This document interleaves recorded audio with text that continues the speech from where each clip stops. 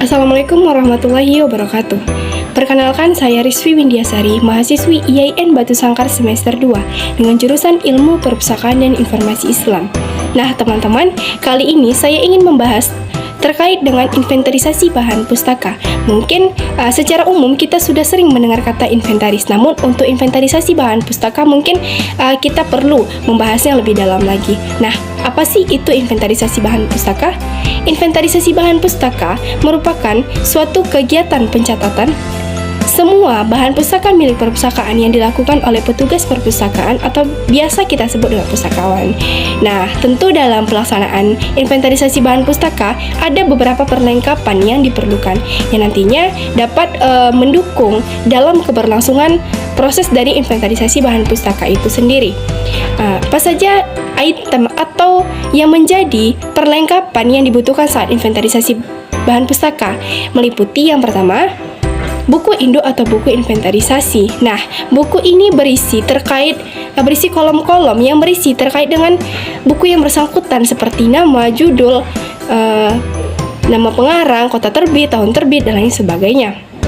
Nah, selanjutnya cap atau stempel inventaris yang mana berisi terkait dengan nama perpustakaan, tanggal dan bulan buku itu dicatat dalam buku inventaris. Nah, selanjutnya cap atau stempel perpustakaan yang mana berisi terkait dengan nama, alamat maupun simbol perpustakaan yang bersangkutan.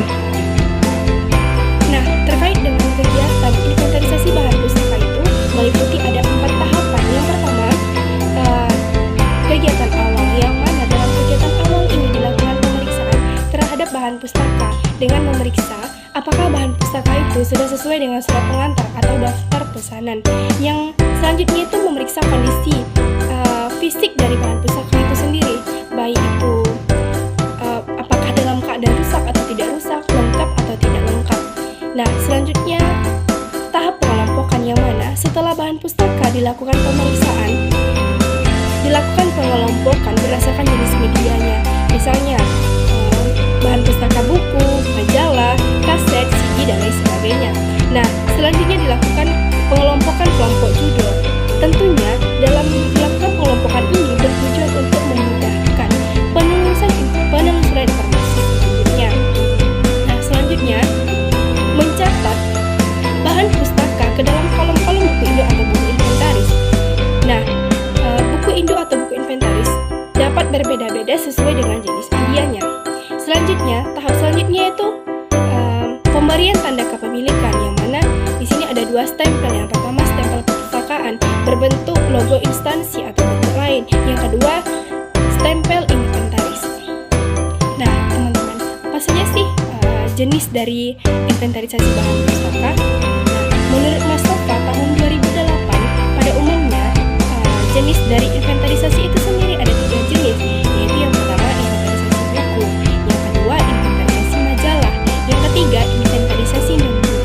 Namun pada intinya inventarisasi non-buku tata cara pencatatannya hampir sama dengan pencatatan pada inventaris buku. Namun yang membedakannya adalah pada pembentukan nomor induknya.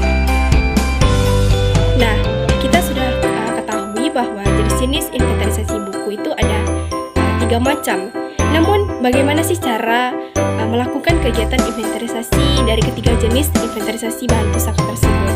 Nah, yang pertama, inventarisasi buku atau pencatatan buku, yang mana pencatatan buku selalu berdasarkan dengan kronologis atau tanggal penerimaan buku. Buku induk terdiri dari kolom-kolom yang berisi tanggal, terbit, pengarang dari buku tersebut, dan lain sebagainya. Nah, tiap jilid buku dicatat dengan 1 nomor induk. Namun apabila ada 2 jilid buku, maka dicatat dengan 3 nomor induk yang berbeda. Nah, tiap tahun dapat mencatat dengan memulai nomor induk baru atau melanjutkan nomor induk yang lama. Nah, selanjutnya jika buku hilang, maka harus dicatatkan ke dalam buku induk.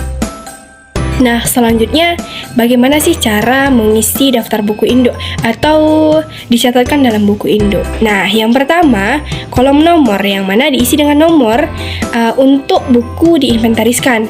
Nah, yang kedua, kolom tanggal atau diisi dengan tanggal lengkap dengan bulan, tahun ketika buku didaftar dalam buku induk.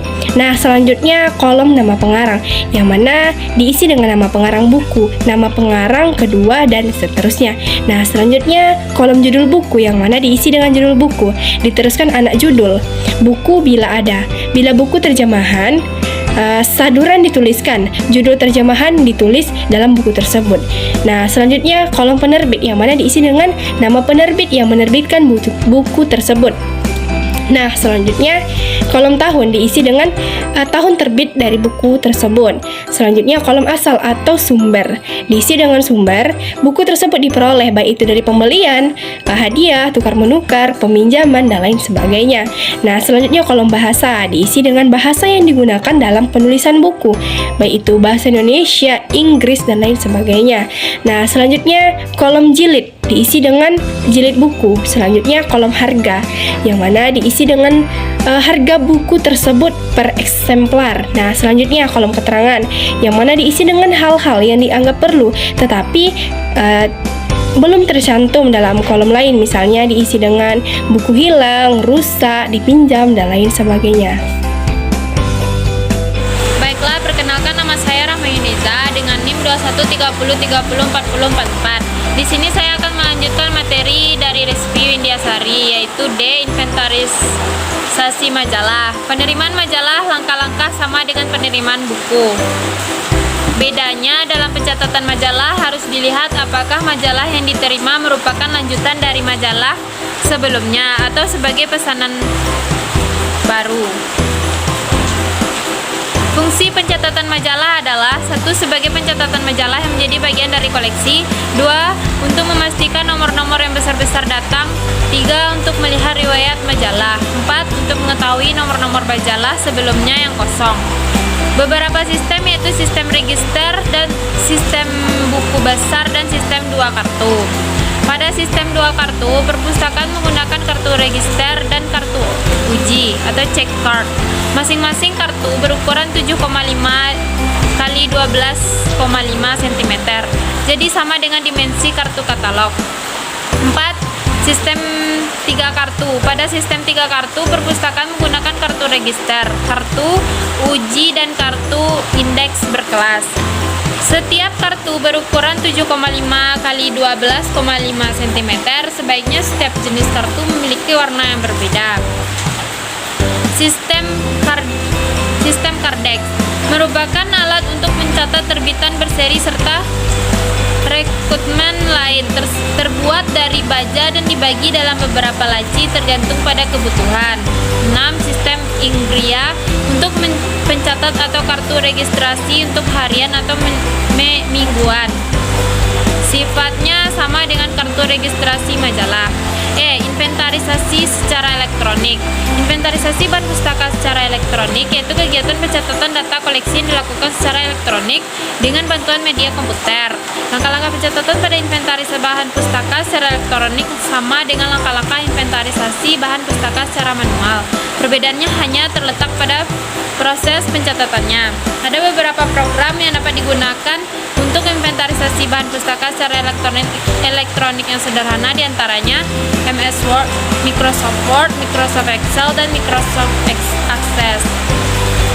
Cara penggunaan program tersebut yaitu dengan membuat tabel inventaris seperti yang dirancang dalam inventaris secara manual. Kemudian masing-masing kolom pada tabel tersebut diisi seperti pengisian secara manual. Di samping itu, saat ini telah banyak program-program aplikasi komputer yang ditawarkan untuk inventarisasi bahan pustaka secara elektronik yang sekaligus dapat digunakan untuk katalogisasi, penelusuran, sirkulasi, dan pelaporan. Sekian materi dari saya akhiri. Wabillahi taufiq wal hidayah. Assalamualaikum warahmatullahi wabarakatuh.